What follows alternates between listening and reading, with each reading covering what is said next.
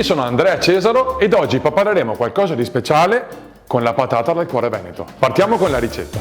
Per preparare questa bellissima e buonissima ricetta abbiamo bisogno di seguenti ingredienti: prosciutto di Praga, della provola, della farina 00, della rucola, sale, pepe e del parmigiano grattugiato. Ingrediente principe di questa bellissima ricetta non possono mancare ovviamente le patate dal cuore veneto. Iniziamo con la cottura delle patate. Prendiamo il nostro ingrediente principe, lo inseriamo all'interno di una pentola con acqua fredda e portiamo il tutto ad ebollizione. Dal momento dell'ebollizione contiamo circa 40 minuti e nel caso controlliamo con una forchetta o uno stuzzicadenti. Vi starete chiedendo perché hai cucinato le patate con la buccia? Beh, è una cosa molto importante: se le mettevo senza assorbivano tanta acqua e il composto diventava veramente troppo morbido. Quindi per questa ricetta cuciniamo le patate con la buccia. Iniziamo con la ricetta. Le patate nostre sono cotte, andiamo a pelarle aiutandoci con un coltellino.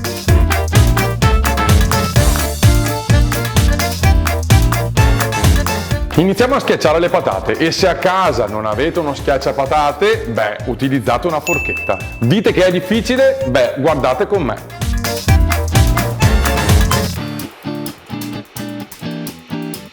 Una volta schiacciate le patate e ottenuto un composto omogeneo e privo di grumi, andiamo ad inserire la farina, il parmigiano, sale e pepe ed impastiamo con le nostre mani.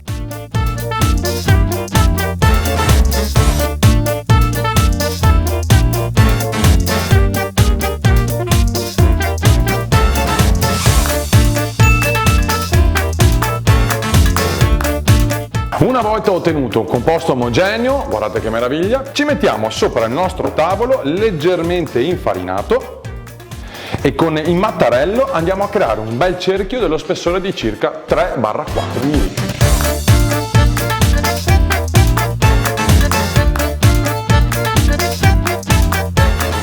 Ottenuto il nostro meraviglioso cerchio, cosa facciamo? Andiamo a fare un taglio a croce. Se non avete la rotella potete utilizzare un coltello e mi raccomando tagliate sopra il tagliere nel caso. Fatto questo, creiamo tanti spicchi pronti per essere farciti con i nostri ingredienti. Come abbiamo detto all'inizio, prosciutto, provola e chi vuole magari un po' di rucola. Ma adesso guardiamo come si fa.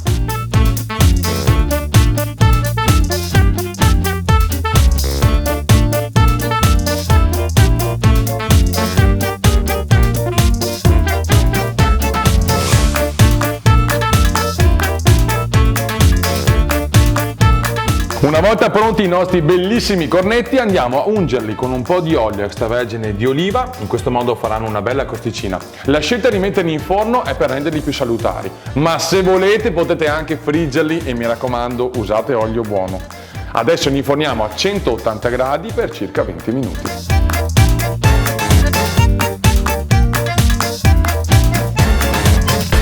Sono pronti i nostri cornetti, ottimi per un antipasto sfizioso. Ma adesso andiamo a impiattare. Base di rucola, patate e cornetti sopra e poi buon appetito!